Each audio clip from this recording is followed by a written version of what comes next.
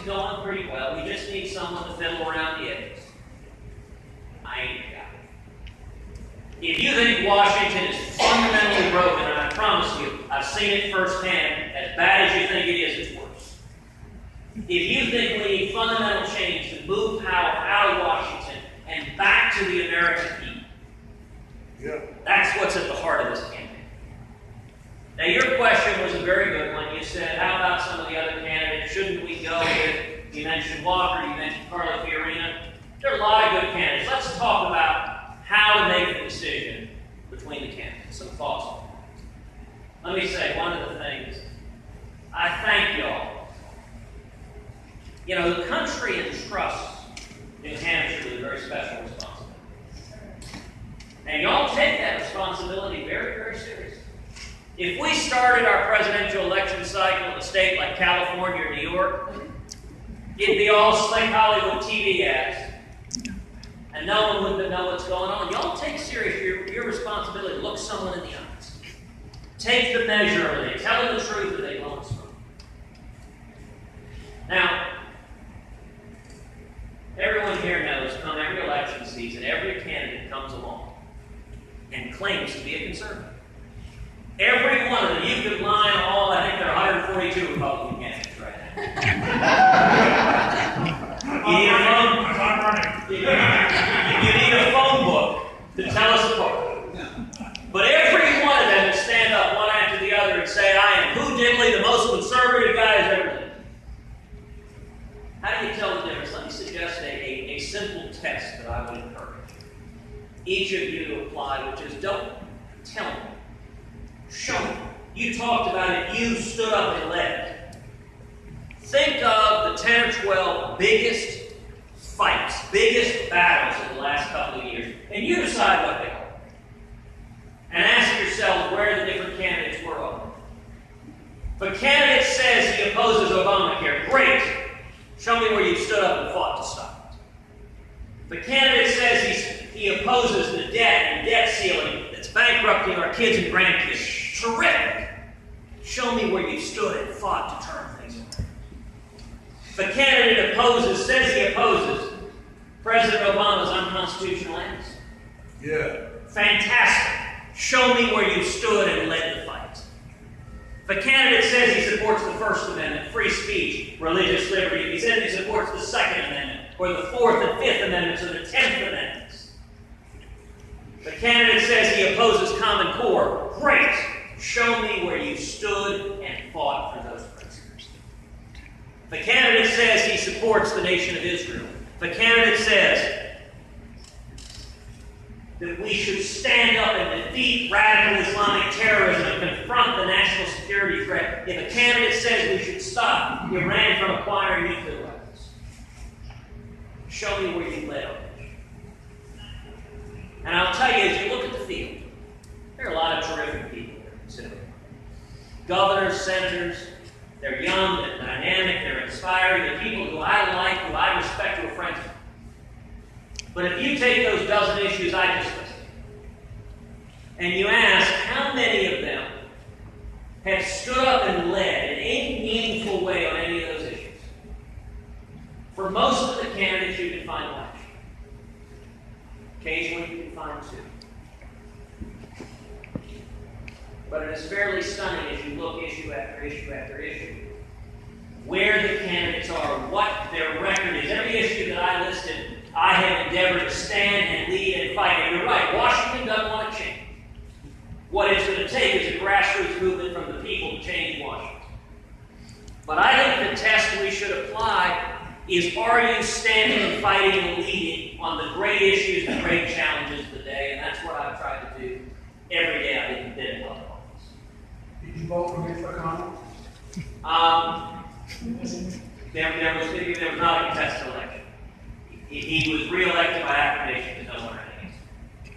But I think it is not much of a secret that Mitch McConnell's sentiments towards me aren't exactly warm and fuzzy. Yes, sir. The main reason I came tonight is that admiration for your heritage and Senator Rubio's heritage. Thank you.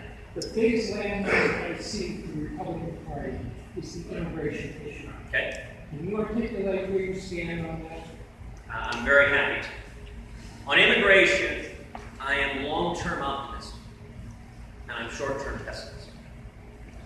The reason I'm optimistic in the long term, I think there's a lot of bipartisan common ground on immigration outside of Washington. Outside of Washington, I think there's overwhelming bipartisan agreement. We've got to get serious about securing the borders and stopping the problem of illegal immigration. I also think outside of Washington there is considerable bipartisan agreement that we need to improve and streamline legal immigration. That we need to not just welcome but celebrate legal immigrants, what Reagan called Americans by choice. As you know, I'm the son of an immigrant who came legally to this country 58 years ago. I think if we wanted to actually pass immigration reform, the way you do so is you focus on areas of bipartisan agreement. You focus on the areas that bring us together. You crafted a bill that did those two things, you could get that bill through Congress. Now, the reason I'm short-term pessimistic is that I think neither President Obama nor the Senate Democrats have any interest whatsoever in solving this problem. There is a reason that they focus obsessively on amnesty, the most divisive piece of this question, because I think they are looking not to fix the problem, but to use the issue as a partisan cudgel to beat up on Republicans in elections. I think that is cynical, I think it's short-minded. And one point that I make often in the Hispanic community, first 2 years of his presidency, Barack Obama had a Democratic majority in the House, he had a Democratic supermajority in the Senate. He could pass any dang thing he wanted. And he did with Obamacare and Dodd-Frank. And Obama and the Democrats did nothing, zero on immigration. But how do the Republicans counter that shift? We counter it by embracing policies that resonate.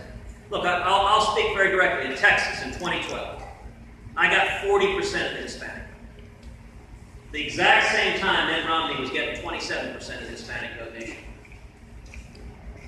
And Texas is the only majority-minority state in the country that is overwhelmingly Republican. So one of the things we did is we spent real money, we paid our political money to do polling among Hispanic voters in Texas to understand what's going on, what issues are resonating. One of the maddening things about politics is there's this handful of consultants in Washington that keep running national campaigns. They keep losing. And they keep coming back to Republicans saying, support us and make the exact same mistakes over and over again. And what they say is almost always data-free and evidence-free. So, for example, you hear from these talking heads, Romney lost and Republicans lost among Hispanics because of immigration. And the only way to get the Hispanic vote is we got to agree with the Democrats and embrace amnesty. You hear that on Fox News every day. Well, I understand that theory. It's a plausible theory as a political matter. I think it's wrong on principle, but even as a political matter, I understand the theory. But here's the interesting thing. The data don't bear it out. We did polling of Hispanic voters in Texas. We asked Hispanic voters in Texas, what's your number one issue? What percent do you think said immigration? 3%. 54% said jobs in the economy. When I ran in Texas, I was unambiguously opposed to amnesty. There was no confusion about my position. The entire delta between Mitt Romney and me. Texas Hispanics actually agreed with Romney on most policy issues. Where he got killed was cares about somebody like me. Where he got killed was 47%. It was the Democratic story that Republicans are rich, out-of-touch aristocrats who don't give a flip about working men and women. And the reason why I got such a larger share of the Hispanic vote than Romney did is because people said, look, that guy understands me. I told my father's story of his washing dishes. Listen, when I was in high school, my parents were bankrupt. So when I went to college, at 17, I find myself financially independent involuntarily. So I took 6 figures in school loans to pay for college and grad school. You know, when we launched the campaign a couple of months ago at Liberty University, we had 12,000 college kids there. I pointed out young people right now coming out of school, student loans up to their eyeballs. Scared, are they going to get a job? Are they going to start developing skills? Are they going to work towards building a career? I paid off my student loans 5-6 years ago. I think the key to the Hispanic community, you think of the Hispanic community as a profoundly conservative community. The values that resonate in our community, faith, family, patriotism, hard work, the American. That's how we win the Hispanic vote. And you can do that and still stand for rule of law in the Constitution. Is there a difference between the Hispanic population that's come in within the past 2 years and your dad's generation? Sure, but the Hispanic population that's come in with the last 2 years doesn't vote. And here's by the way, pollsters play all sorts of games. I don't know if you've heard the old line. There are 3 things: lies, damn lies, and statistics. So, for example, you'll see pollsters sometime that will poll Hispanics. Now, there are 12 million people here illegally. If you ask people here illegally, do you think they should get amnesty? Funny thing is, they say yes. But people here illegally are not allowed to vote. It's why polling actually makes sense. In Texas, we make sure to poll Hispanic voters, people who are citizens and actually voting. And the interesting thing is Hispanic voters don't support amnesty. Now, a lot of the Republican consultants in Washington don't want you to know that. But that's what the data says. Yes, ma'am. Could you tell me what you've done at an administrative or managerial level outside politics? Sure. And let me answer it 2 ways. I'm going to answer sort of a broader question and then answer your specific question. Because that question is, I think, part of it is suggesting the broader narrative. This gentleman's question had some of that too, of governor versus senator. And so let me address that broader narrative, then I will get to your very specific question, but I want to address the broader narrative first. We're hearing a lot the question, should we have a governor, should we have a senator? Now, I always find it interesting that the news media treats it as newsworthy that governors somehow think governors can be better. And if you look historically, that argument has been historically convenient. So in 1980, the conservative in the race was Ronald Reagan. He was governor. Nobody in 1980, none of the Washington voices on TV said we need a governor. Then we needed a former congressman by the name of George Herbert Walker Bush. Who had administrative experience? If you fast forward to 1996, when the moderate establishment choice was Bob Dole, none of the voices from Washington said we need a governor. Then we needed an elder statesman from the Senate. If you fast forward to 2008, when the moderate establishment choice was John McCain, none of the voices of D.C. said we need a governor. Then we need another elder statesman from the Senate. Barack Obama is a disaster as a president, not because he was a senator. He's a disaster as a president because he's a radical ideologue. Yeah. He's an unmitigated socialist and has undermined America. Yeah.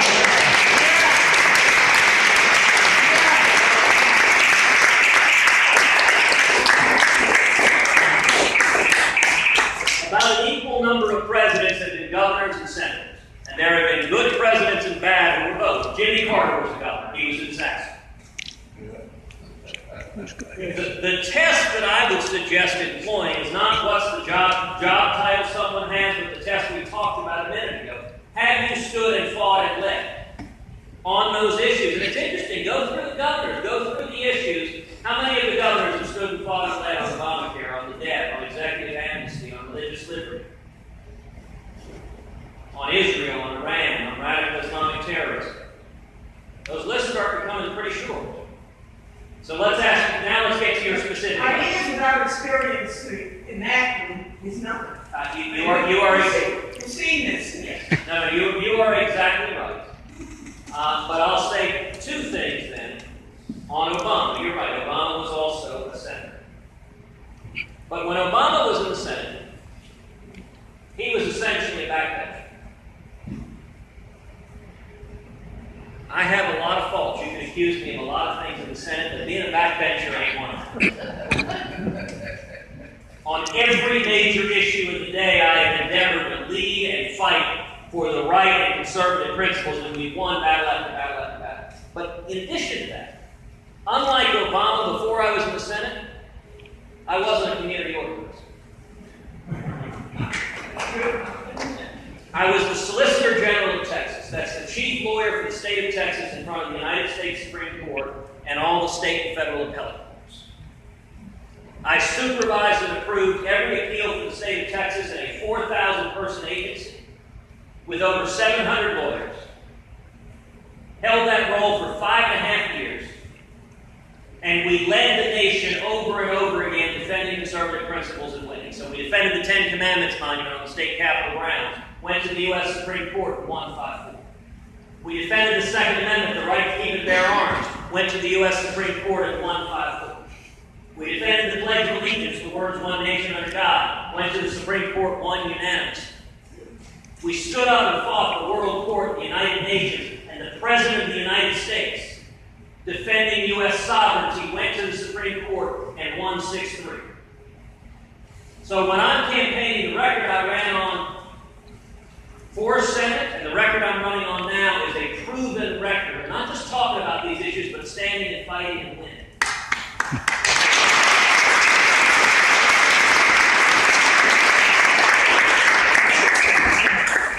In 2012, after Superstorm Sandy, which actually affected this campus to the tune of about a week blackout my freshman year, you referred to relief for Superstorm Sandy as systemic, to paraphrase, systemic of government waste and spending money we did not have to spend. Recently, you've come under criticism for asking for money for the Texas flooding. How do these two events differ? Well, thank you for that question. And actually, that question illustrates some of the danger. The question was, he gave a quote that I voted against the funding for Sandy relief. And yet I have supported disaster relief for flooding in Texas this week. And he says, how do you reconcile those two positions? You know, I would note that the quotes you're giving, and it appeared on a bunch of online blog stories and some left-wing press stories. And there is a danger to all of us of getting our news from sources that are not being objective and not telling the story.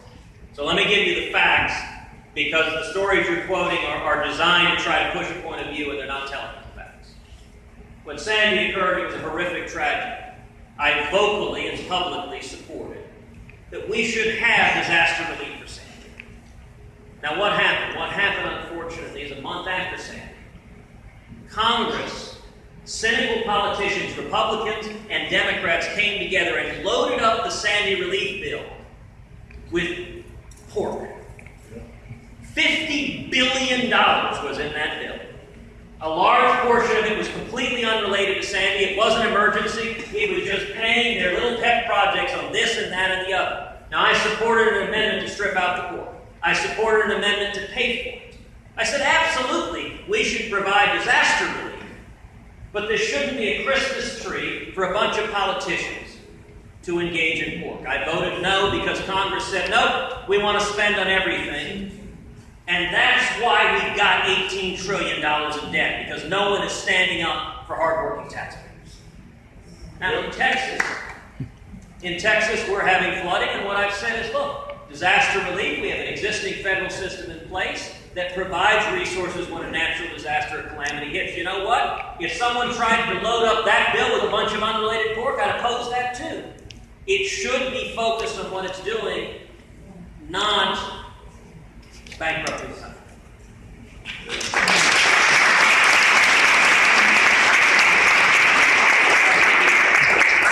One final question.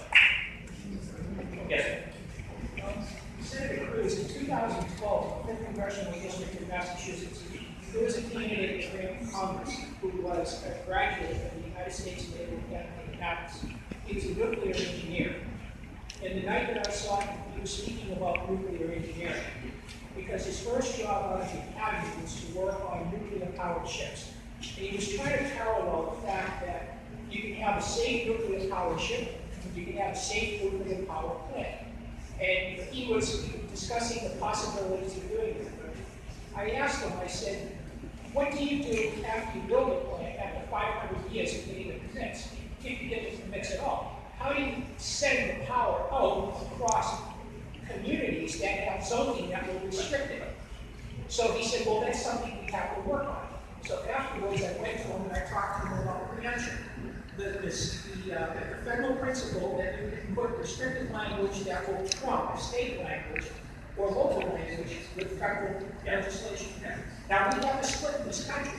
In New York, in June of 2014, the state highest court said no to fracking into New York. 11 days ago, Governor Abbott in Texas signed a bill that said fracking can be done in every community in Texas. Yep. We have a split in jurisdiction, if you will, between the states as to how we use our natural resources and our infrastructure. My specific question to you is, would you teach, educate, cajole, cudgel, whatever words you want to use, the legislature and the Congress, both the House and the Senate, to use preemptive language in legislation that deals with natural resources, because the bottom line is we are one country and we need our oil, we need our gas, we need our nuclear energy. That is a terrific question. There's a lot of substance. So let me answer it a couple of points. Let me answer first. You talked about advocating, educating, cajoling the benefit of developing our natural resources. Look, we are at a time of stagnation. We're at a time we have the lowest labor force participation since 1978. Median wages have stagnated. They're the same as they were in 1996. We desperately need economic growth. Yeah. At a time when we need growth, it is truly a providential blessing that we are seeing a shale revolution. We are seeing energy resources opened up in this country that a decade ago would have been unimaginable.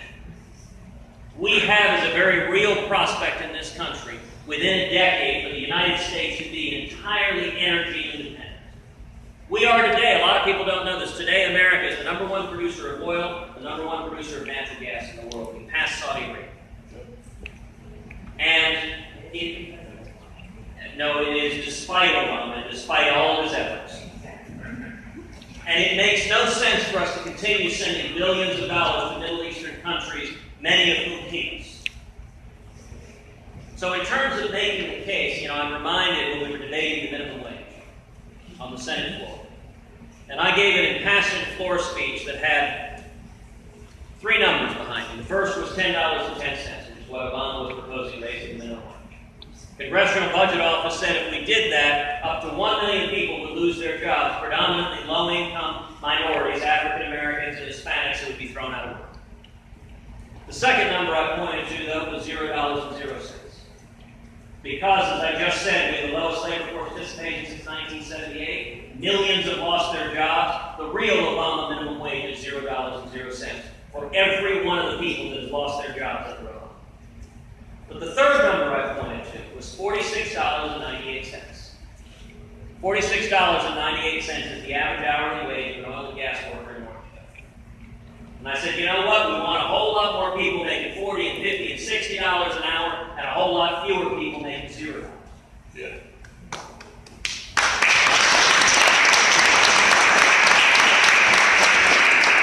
I then put up a chart. It's a fascinating chart. It was a map of the United States our office took. We took every county in the country and color coded it for whether median income has gone up or gone down.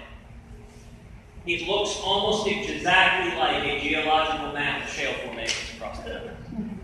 And in fact, we put clear plastic overlay, because I did this on the Senate floor, of the shale formations. So you can see the Barnett Shale, you can see the Eagle Ford Shale, you can see the Marcellus Shale. Though interesting, the Marcellus is in Pennsylvania, all of those counties they've gone up. Marcellus extends into New York, although as you know, the knuckleheaded Democratic politicians think New Yorkers don't want jobs. And so none of those counties in New York have median income gone up. Yeah. Monterey Shale in California, great resources there. Again, knuckleheaded politicians think Californians don't want jobs. None of those counties have median income gone up. Just about every county in the country, median income has stagnated or gone down. With the one big exception, the counties in and around Washington, D.C. Those who feed off government are getting fat and happy. So there is no one who's a stronger advocate for developing our energy resources, and indeed, I've introduced legislation called the American Energy Renaissance Act. It is the most comprehensive legislation removing federal barriers to exploring and developing our resources, all of the above. Whether it is oil or gas or coal or wind or solar or biofuels, all of the opportunities. It shouldn't be government making winners and losers. We should remove the barriers and let the private sector in. And also, that bill prohibits the federal government from restricting fracking. Now, the final component of your question I actually would say no to. You asked specifically, would I support the federal government preempting state fracking bans? I would not. I think fracking bans are foolish. I think they're based on junk science, and I think they hurt the citizens. But my touchstone for my entire life has been defending the United States Constitution. And I think our Constitution embraces a concept of federalism, that if states want to do stupid things, states have the right to do stupid things. And people have the right to take up and vote with their feet and move somewhere else. Yep.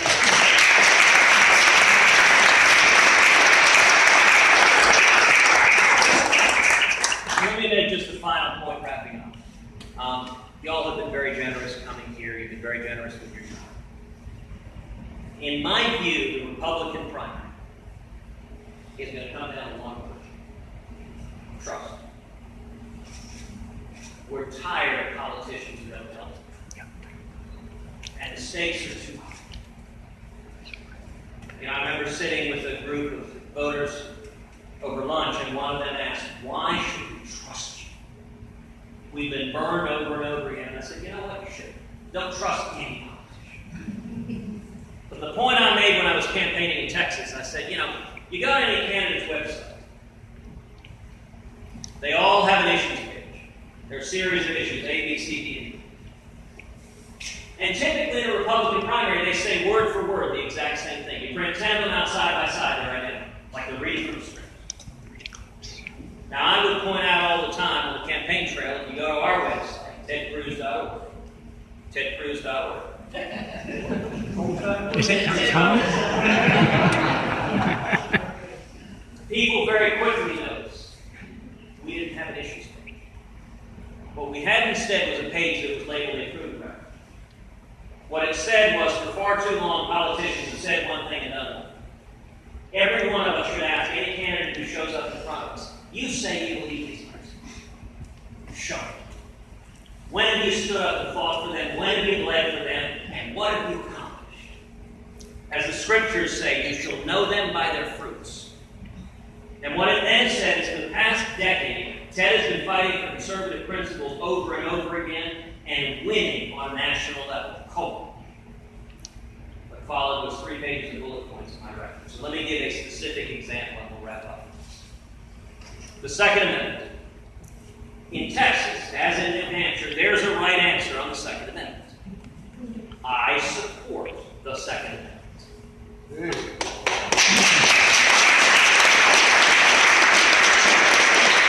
Unless you are clinically insane.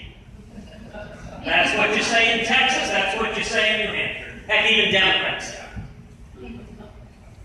Well, I would point out, if you actually went to our website, tedcruz.org.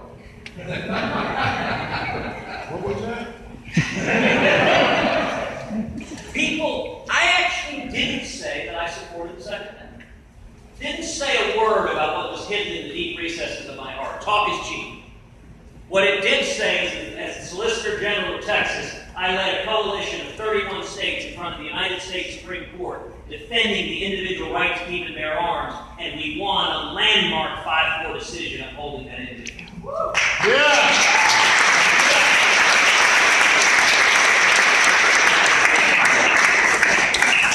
And then it linked to the 2010 NRA's Carter Knight Freedom Fund Award, given every year to one of the leading defenders of the Second Amendment.